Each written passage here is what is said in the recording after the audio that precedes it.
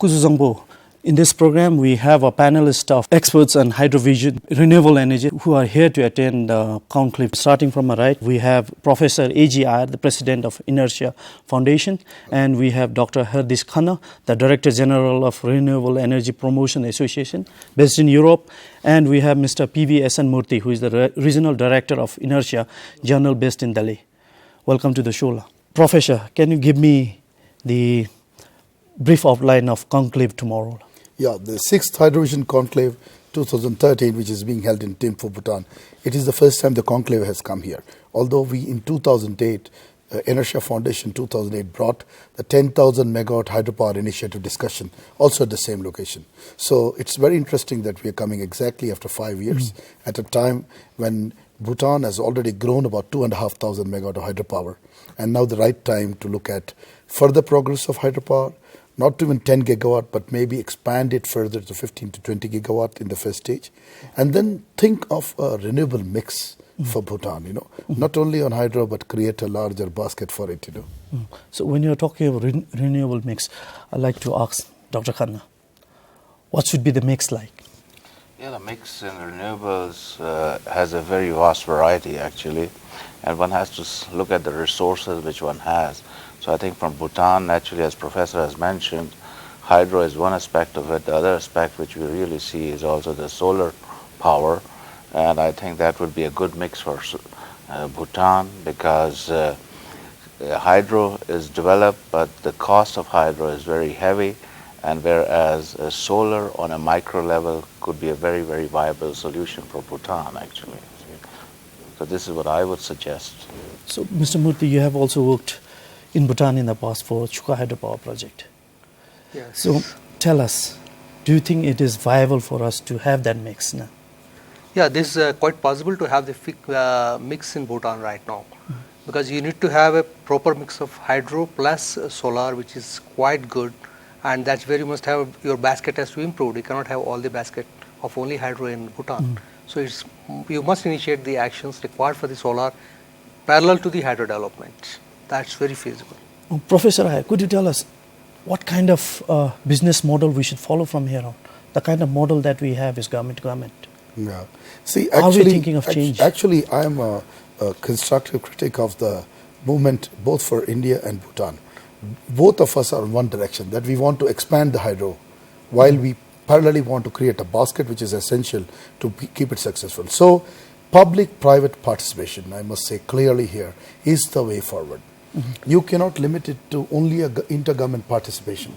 Unless the people of Bhutan and the people of India, when I say that, then it means entrepreneurs of India and entrepreneurs of Bhutan do not have joint sector development here.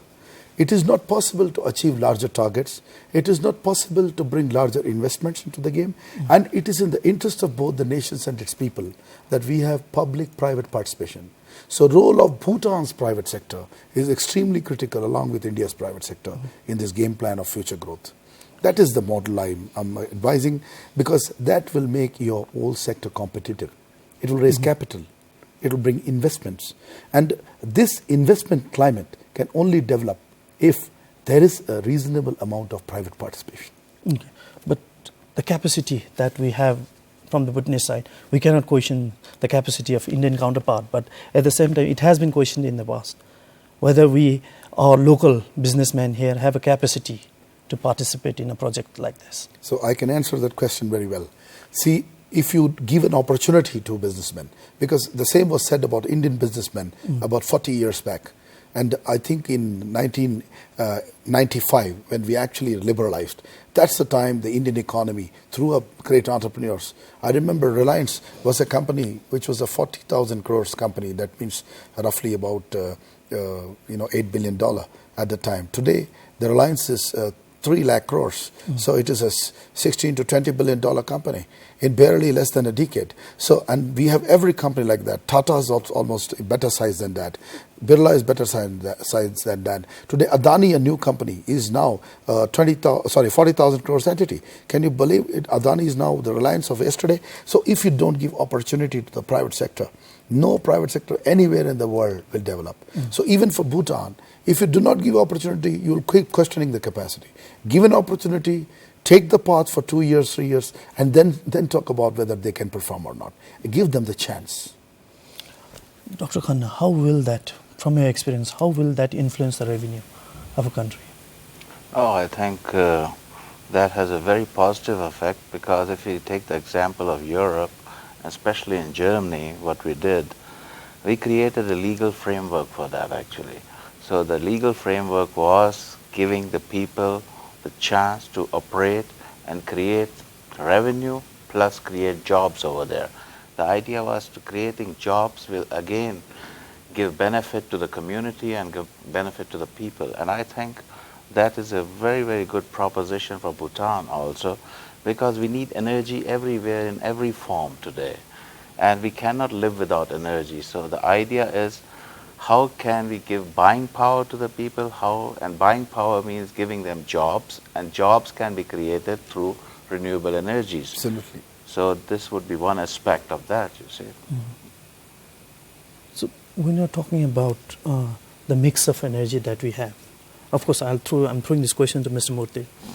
So can we use the same grid to transfer energy, the solar and the hydro, from the same grid? Yes, it's possible to put the same into the same grid, and you have to have a good grid management. And solar being the continuous time flow during the peak hours, you can continuously send the solar power to the utilization, and you can modulate the hydropower if needed. And hydro is always, you can peak it or reduce it. It's much faster to bring a hydro project at various levels of this one. So it's always solar will become your best power, and which will, throughout the time period of solar availability, you put it to the grid and export it if you want. I will give you a further aspect of this. One of the biggest management of international grids for anywhere in the world is frequency. So just putting the hydropower where there is a fluctuation from the peak at the time when you have maximum generation in the beyond after monsoon and to the time we taper off. So hydropower generates sometimes 120% of the power that you have rated, and at times 25%. So the vagaries of hydropower can be actually modulated using solar on the grid. So solar will bring the frequency control, and it will give you better quality of power which you sell to India, and you will not lose revenues. The second most important point is you are developing a smart grid. India is already in the smart grid access. The agencies working with you, including the Power Grid Corporation, are at the forefront of smart grid development. So if they are at the forefront, I do not think in any way the Bhutan Power Corporation can be at the back end of the power generation. They must also go into a smart grid. So important to export the whole basket of renewable energy. And I would give you the quantum of mix. Today, if 100 points is, let us say, 100% you are having hydro, then I think you must bring in over a period of next 4 or 5 years, at least 5% from solar. That must be the type of target that you must develop, and then go forward to a 10 to 12% model in the mix, in the basket. That will balance your ability to generate.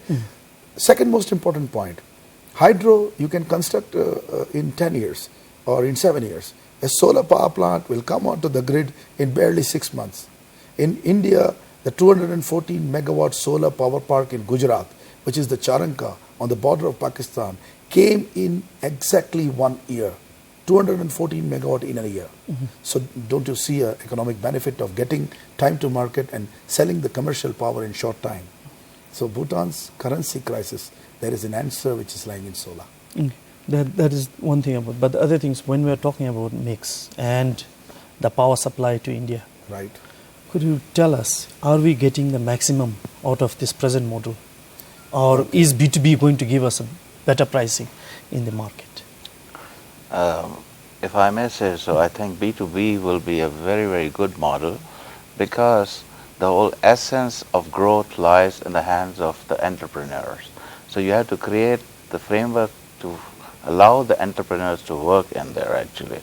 And I think the pricing models will also improve, because as soon as you have a cost competitive situation and you're benefiting from it, you are getting stronger on a certain level.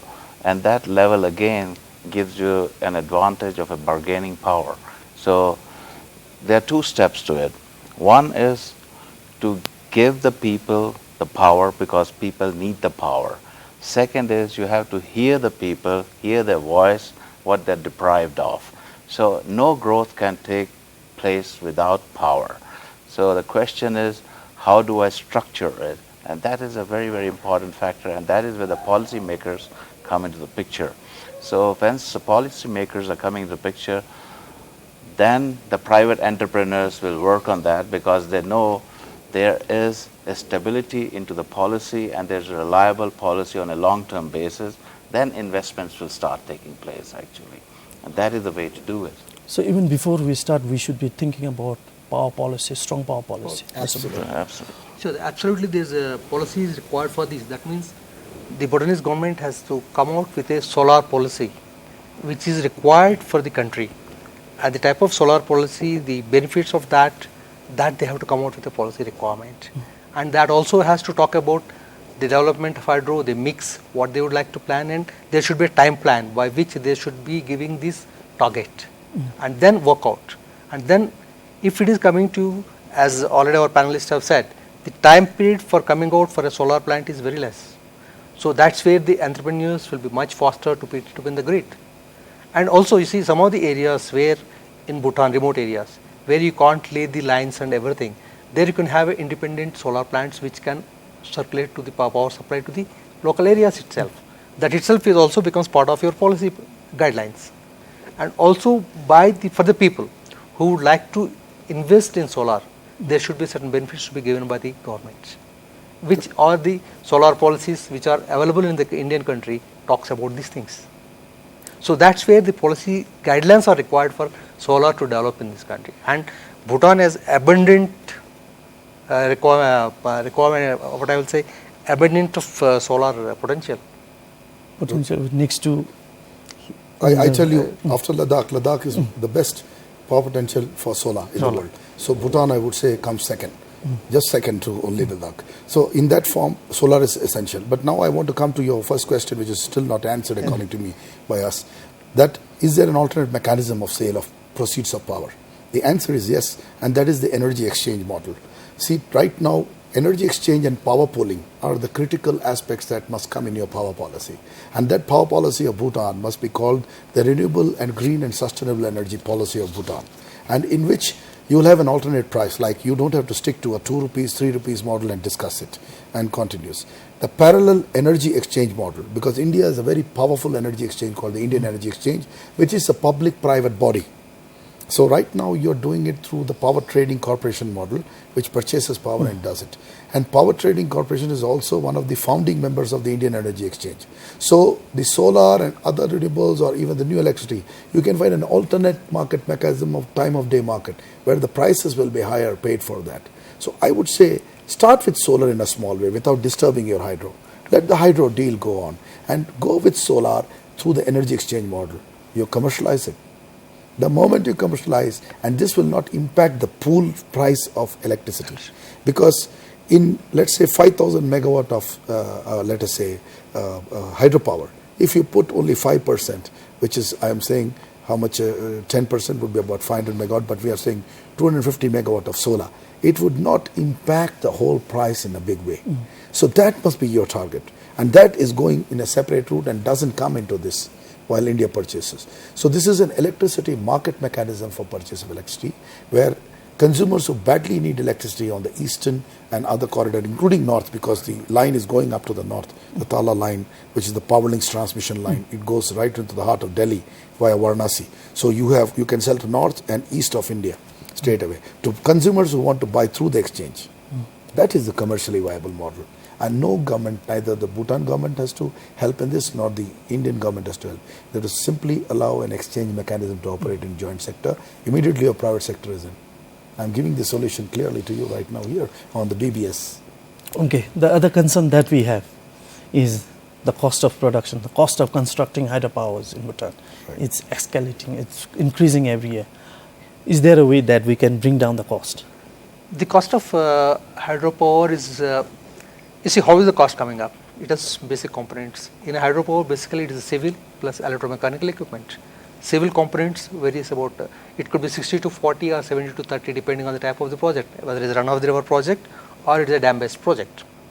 So the civil construction cost and the E&M equipment cost. In fact, if you see in India, the E&M costs are really not going up they are in fact coming down in some of the cases, because you need competition. In the E&M equipment, there is a big competition in India, and you need same type of competition to be available in Bhutan for you to reduce the costs.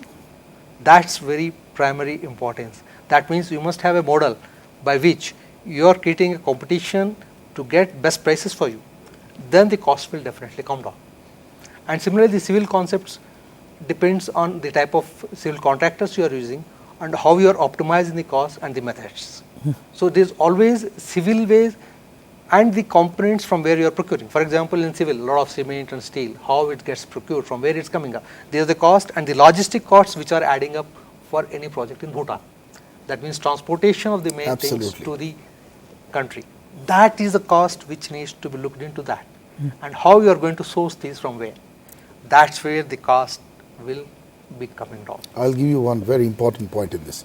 See, in a hilly terrain like Bhutan, transporting large generators and turbines, there is no infrastructure, which is as bad as some of the Indian hilly states. Because to carry a 200 or 400 ton equipment on your roads, it is not possible.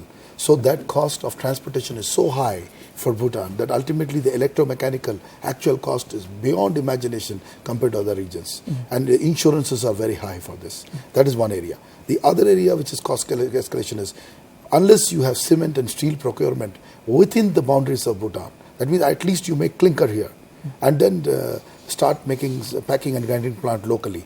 Unless we have some model where you invite the cement manufacturers of India like JP and maybe India Cements and the Tatas also are in cement, to establish joint sector cement operation here with your partners here, you will not get cement at a lower price. We are transporting the whole cement from India to hilly terrain. So these are adding to your costs. And then comes the construction techniques, as he rightly said, using what machinery, what technology, what lowering of costs and all those. So a combination of these factors will continue to increase your hydropower cost, because civil costs are not coming down worldwide. They're only going up, right? But they're not going up as much in, let's say, other location where its accessibility is there, production is there, sourcing is there, in comparison to Bhutan where everything is going to come out from India or other places. So you need to make some self-sufficiency. I'm not saying you supply 100%.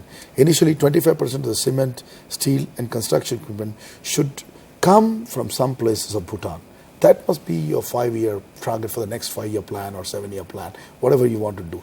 Bhutan must have a target to generate industrial production for its own consumption as well. So then there is an equanimity in the participation. Costs will come down in the long run. And as rightly said, electromechanical also. You can bring down the cost if you improve your infrastructure. Why not have joint sector infrastructure construction for corridor between India and Bhutan for transport of large equipment and large cargo? Unless you do that transportation model, at least from the eastern side, with current road conditions, you will never get the cost down. Because the good and I will give you an example. The biggest transporters from India, like JH Parabia, I'm naming a transporter, does not even operate in Bhutan. His name does not come. And they are the ones who are taking maximum equipment of BHEL, the Alstoms and the Voids in our country. Importers have not even put their foot in Bhutan. I tried my best to bring them here this time, but it was not feasible. Maybe the next time they come. Like that? So the competition, again I use the word competition, is to be brought in, and you must have more number of contractors. And logistics is a very critical part. And if you break down the cost, see the cost of the logistics, which are coming quite high for some of these things. Unless this is worked out, and this is where the basic concept has to go up, then the cost will come down. And another thing is competition has to be there for various items. You cannot have less competition means your prices will be almost either going up or stabilizing, but they will never come down. But if you see worldwide, most of the places, the prices are either stable or they're coming down. We are seeing in India some of the prices, what was ordered last year, the price is much lower today. So it's a question of the competition for the components for which you are going to have the part of the equipments. And the second one is the logistics, which is very, very critical for the country like Bhutan. That's where the lot of money is going into that. Okay, Dr. Khanna, you wanted to add something? Yeah, let me add a little bit to that on the solar aspect actually. I think specifically when these points are mentioned, and I am coming from big plants on the energy side. I know both the things, renewables and conventional energy. So looking at the solar, I'll just give you an example. When the revolution in the solar energy on the photovoltaic started, we had a price level of about $7,500 to $8,000 per kilowatt actually. Today that price level within the last 3 to 4 years has come down to $1,000 per kilowatt roughly actually.